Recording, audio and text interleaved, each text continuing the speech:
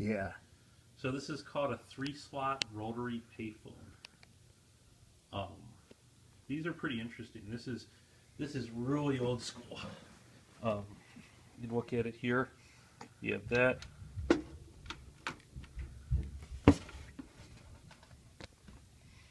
This, it talks about how you dial with it, how it works. Local calls, do not deposit money until party answers. Wow. Yeah. That's how it used to work? Yeah. And this is have 2 nickels or 1 dime ready. 1 nickel will not work. Listen for dial tone, dial number desired.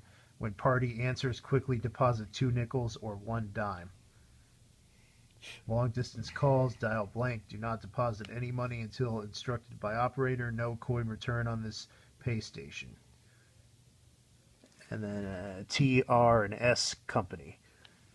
Yep, and here's the company that makes it. It's what's this one say? It's the same one that made your grandfather's. Schongberg Carlson. I remember your. Yes. Yeah, so that's who. You can see the different denominations there, 25 cents, 10 cents, 5 cents. Got the keys here to open up the stuff. You got the slot. Look on the top right here too. You can see the serial number. Right, the red part. And all that. So it's, I mean, this was a pretty big deal in a lot of communities for communicating. 911. That wouldn't work back then, because 911 wasn't really around until the 60s, and by then it would have been there would have been more. This probably dates. This probably was in use in the 60s. Oh, it probably still was, yeah. But I'm just saying that you would have just done operator, and the operator would have been your 911 dispatch. There really wasn't as much of a standardized dispatch system. Yeah, but 911 probably would have worked though. Because you said that it became active in the 60s. But it was in segments. I mean, I don't know.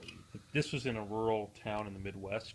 I have to say, of all of your phones, I think this one is the coolest one by far. Of all of the ones you have, this is probably the one that I would like to have in my house. Wow. Like, I would, this is just such a cool thing. I could maybe get you a rotary. I could maybe get you one like it. Sweet. I'll see. Yeah. I think it's just so cool. I mean, it's like, and it's even cooler than the very few payphones that you still see around every once in a while, because it's not touch tone, it's a dial one. Yep, rotary. So it just is that extra touch of vintage. And I wanted to get it on video because, like, I was actually excited about shooting this video. Like, I've been wanting, like, we keep forgetting, and this is the one that I've wanted to shoot, and I actually actively, like, wanted to do it. Yeah, I moved it around. I had it kind of by my door, and then I moved it closer to my crap here. So I just thought that, yeah, we could shoot a video about it, and it should be pretty good. Anything else you want to say about it? Well, I actually paid $100 for this particular model, which is more than I paid for any other of my phones. Because the other rotary ones I can get, I don't think they're as old and as cool. But I mean, this is all metal. This thing's solid. You could be drunk and just yeah. And it's built to last. And I heard back in the day when people get these phones when they were used, this is like a $2,000 phone. I bet so. Because I mean, you think about it revenue-wise. A lot of times it's phone companies that would put them in, but sometimes they would do like joint revenue agreements with the companies that make them. And actually, half of the payphones in America were in New York City still. But a lot of those are being converted to Wi-Fi hotspots. It sure is heavy, you know. Like, it feels like it would have been expensive at the time. Uh-oh. Let's see. Oh, you can lift it and see all the guts.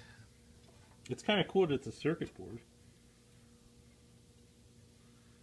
1972. All right. Yeah, so it would have been in that era, yeah. American or Automatic Electronic Company. Yeah. One of the most generic names in history, probably. Oh, and this thing is... Tuck this thing under here. Okay. There we go.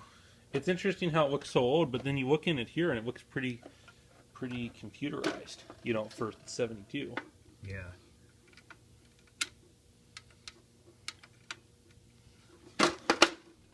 It's cool that you can open it up.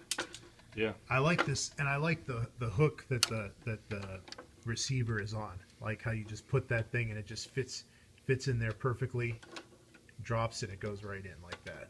Yep. It's smooth.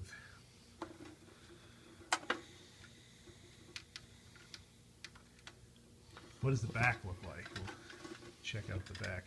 Not much to it. Blank, But yeah. that just shows where you'd hang it up if it was on a wall. Or Yeah, and I may hang in it a up. I phone might booth. be moving, or I'm going to be moving hopefully pretty soon here. But we could save that for the beverage rant. Anyhow, this is it. Cool.